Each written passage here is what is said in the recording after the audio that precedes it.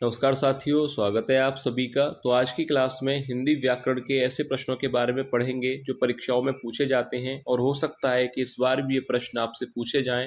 तो काफ़ी महत्वपूर्ण होने वाली है क्लास, तो आप सभी वीडियो को एंड तक जरूर देखिएगा। और जो भी विद्यार्थी पहली बार क्लास ले रहे हैं, चैनल को सब्सक्राइब जरूर कर लें, क्योंकि ऐसे ही प्रश्न चैनल पर डेली कराए जा रहे हैं। तो आप अपनी तैयारी के लिए चैनल से जुड़ सकते हैं। तो चलिए क्लास को शुरू करते हैं और देखते हैं आज का पहला प्रश्न। तो देखिए, पहला प्रश्न है, हिंदी किस भाषा परिवार की भाषा है? ऑप्शन ए भारोपीय, बी द्रविड़, सी ऑस्ट्रिक या ऑप्शन डी चीनी तिब्बती। तो राइट आंसर क्या होगा कि हिंदी किस भाषा परिवार की भाषा है? तो याद रखिएगा, ऑप्शन ए राइट आंसर हो जाएगा, हिंदी भारोपीय परिवार की भाषा है। ऑप्शन ए राइट आंसर होगा। अगला प्रश्न है, हिंदी भाषा किस लिपि में लिखी जाती है? Option A Gurmukhi, B Brahmi, C Devanagari या ऑप्शन डी सौराष्ट्री। तो राइट आंसर क्या होना चाहिए? हिंदी भाषा किस लिपि में लिखी जाती है और ये प्रश्न पूछा जाता है। तो राइट आंसर आपको याद रखना है कि हिंदी भाषा देवनागरी लिपि में लिखी जाती है। ऑप्शन सी राइट आंसर हो जाएगा, याद रखिएगा। अगला प्रश्न है, वर्तमान हिंदी का प्रचलित रूप क्या है? Option A Awadhi, B Brajbhasha, C Khari Boli या ऑप्शन डी देवनागरी। तो राइट आंसर क्या होगा कि वर्तमान हिंदी का प्रचलित रूप क्या है? तो याद रखिएगा, ऑप्शन सी राइट आंसर हो जाएगा, खड़ी बोली। वर्तमान हिंदी का प्रचलित रूप खड़ी बोली है, तो ऑप्शन सी राइट आंसर होगा।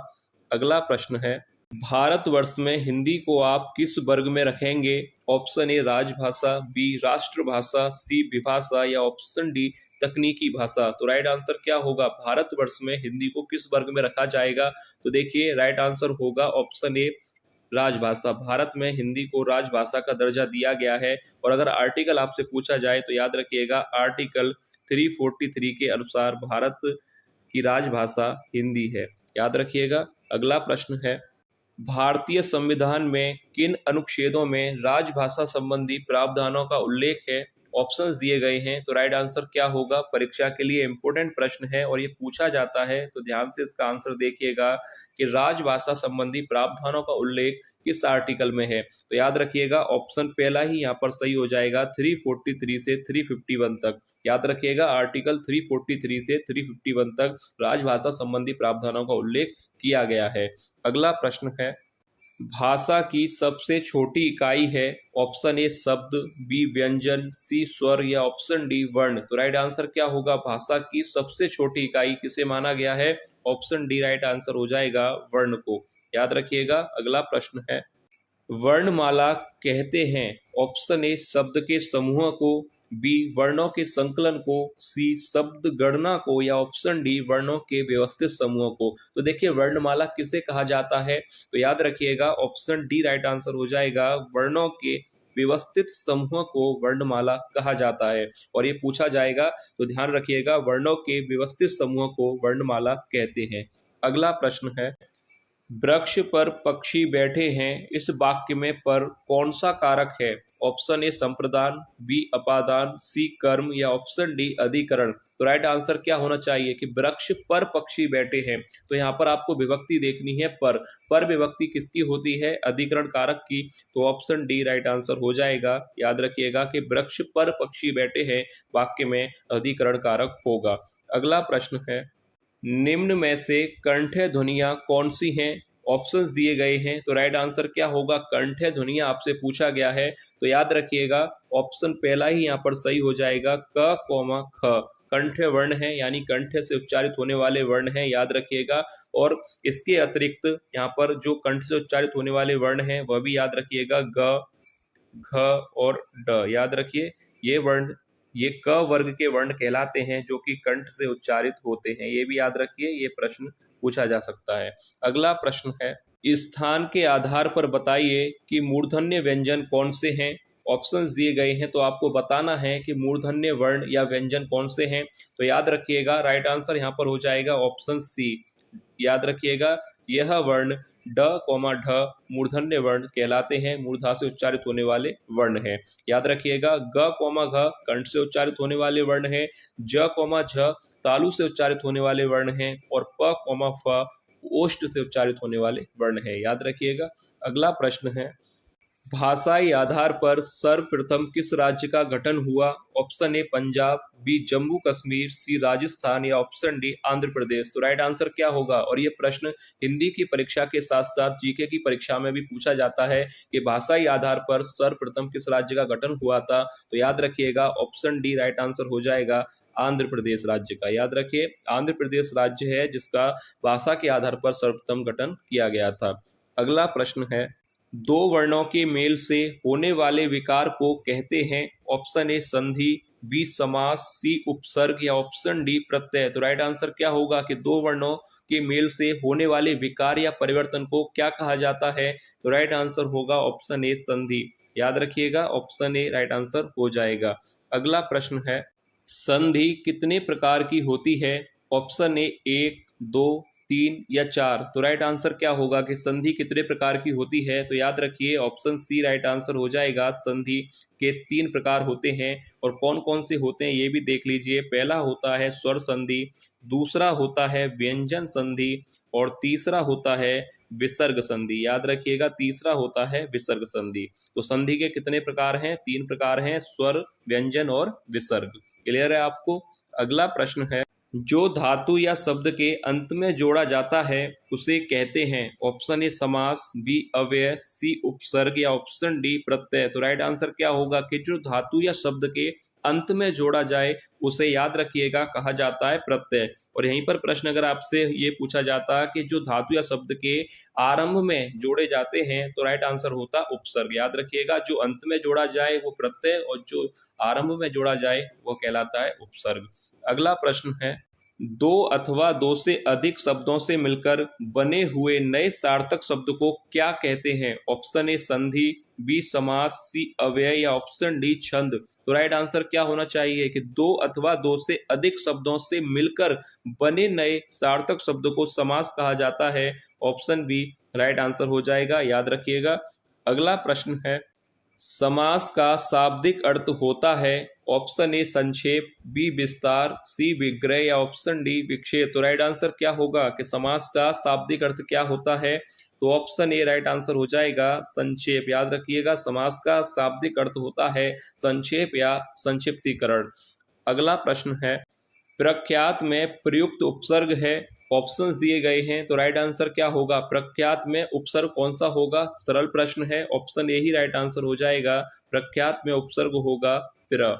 अगला प्रश्न है, वस्तु, स्थान, भाव या विचार के द्योतक शब्द को क्या कहते हैं? ऑप्शन ए संज्ञा, सर्वनाम, विशेषण या विशेष्य। तो राइट आंसर हो जाएगा। सरल प्रश्न है कि वस्तु, स्थान, भाव या विचार के सब द्योतक शब्द को क्या कहा जाता है? तो ऑप्शन ए संज्ञा कहा जाता है। ऑप्शन पहला ही राइट आंसर हो जाएगा।